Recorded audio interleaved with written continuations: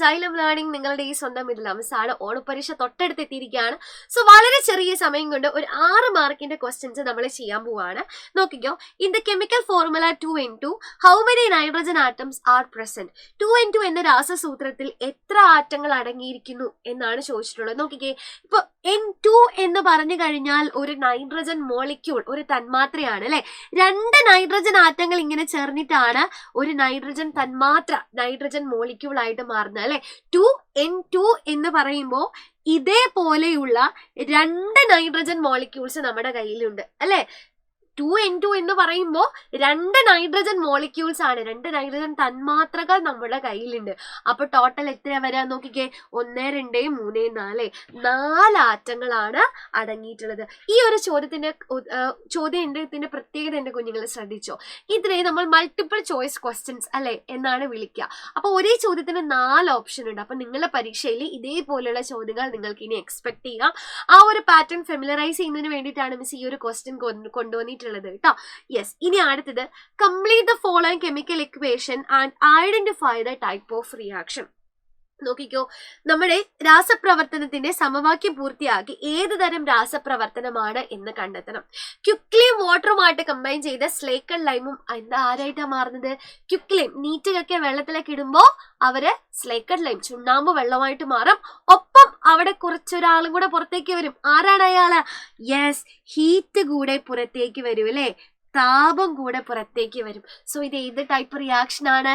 ഇതൊരു thermo chemical reaction ആണ് എന്ന് പറയാം. ഇതൊരു തെർമോ കെമിക്കൽ റിയാക്ഷൻ അല്ലെങ്കിൽ താപരാസപ്രവർത്തനം എന്ന് പറയാം. എന്തുകൊണ്ടാണ് ഇത് തെർമോ കെമിക്കൽ റിയാക്ഷൻ ആയത്? ഹീറ്റ് എനർജി അബ്സോർബ് ചെയ്താലോ അല്ലെങ്കിൽ റിലീസ് ചെയ്താലോ നമ്മൾ അതിനെ തെർമോ കെമിക്കൽ എന്നാ പറയാ. സോ ഇവിടെ ഹീറ്റ് എനർജി റിലീസ് ചെയ്തു, അതുകൊണ്ട് ഇതൊരു തെർമോ കെമിക്കൽ റിയാക്ഷൻ ആണ് എന്നർത്ഥം. അപ്പൊ നമ്മുടെ ടെക്സ്റ്റ് ബുക്കിൽ ഇതേപോലുള്ള ഒരുപാട് റിയാക്ഷൻസ് ഉണ്ട്. എല്ലാ റിയാക്ഷൻസും കൃത്യമായിട്ട് എന്റെ കുഞ്ഞുങ്ങൾ അറിഞ്ഞിരിക്കണം.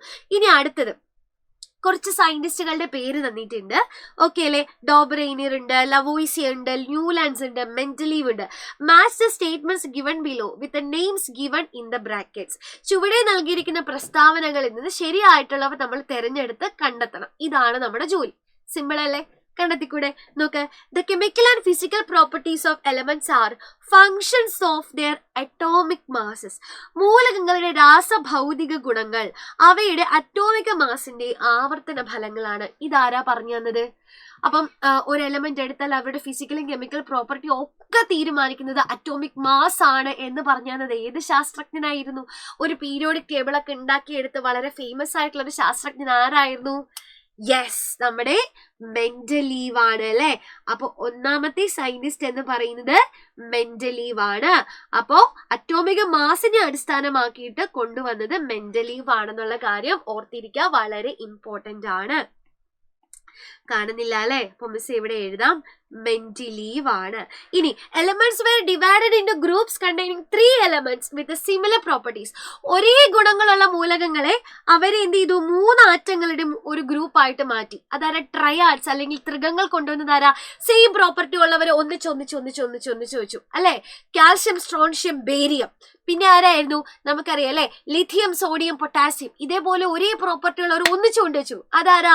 ഡോബറൈനർ. അപ്പൊ ഡോബറൈനേഴ്സ് ട്രയാഡ്സ് എന്ന് തന്നെ നമ്മൾ പറയാം. അപ്പൊ അങ്ങനെ തന്നെ ഓർത്ത് വെക്കുക, ട്രയാഡ്സ് അല്ലെങ്കിൽ ത്രികങ്ങൾ കൊണ്ടുവന്നത് ഡോബറൈനർ ആണ്.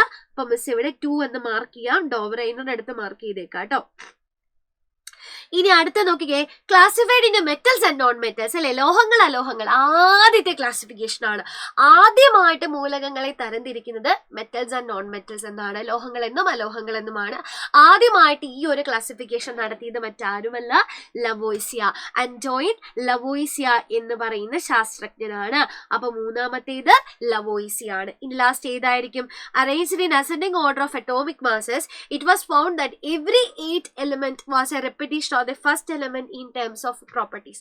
മൂലകങ്ങൾ ഇങ്ങനെ അറേഞ്ച് ചെയ്ത് വെച്ചപ്പോ ഒന്നാമത്തെ എലിമെന്റിന്റെയും 8ാമത്തെ എലിമെന്റിന്റെയും പ്രോപ്പർട്ടി സെയിം ആണ്. നമ്മുടെ സരിഗമ പോലെ സരിഗമ പാദാനി 7 കഴിഞ്ഞ് 8ാമത് വരുന്നത് വീണ്ടും സായാണ്. ഒന്നാമത് സ, 8ാമത് സ. അതുപോലെ ഒന്നാമതിരിക്കുന്ന എലമെന്റിന്റെയും 8ാമതിരിക്കുന്ന എലമെന്റിന്റെയും പ്രോപ്പർട്ടീസ് സിമിലർ ആണെന്ന് പറഞ്ഞത് ഏത് സയന്റിസ്റ്റാ? ന്യൂലാൻഡ് ആണ് അല്ലെ. അപ്പൊ ന്യൂലാൻഡിന്റെ ഒക്ടേവ്സ് എന്നാ പറയാം. അപ്പൊ ന്യൂലാൻഡ് ആണ് ഇങ്ങനെ 8 എലമെന്റുകളെ അടുക്കി വെച്ചത് കേട്ടോ. ന്യൂലാൻഡ്സ് ആണ്. അപ്പൊ മക്കളെ ഈ പീരിയോഡിക് ടേബിളിന്റെ തുടക്കത്തിലേക്ക് എത്തി നിൽക്കുന്നതിന്റെ ഈ ഒരു ഡിസ്കവറീസ് വളരെ ഇമ്പോർട്ടന്റ് ആണ് കേട്ടോ. അപ്പൊ കൃത്യമായിട്ട് ഓരോ ശാസ്ത്രജ്ഞരും എന്താണ് കണ്ടുപിടിച്ചത്, ഈ ഒരു ടേബിൾ പഠിച്ചാൽ തന്നെ നിങ്ങൾക്ക് അത് ക്ലിയർ ആവും.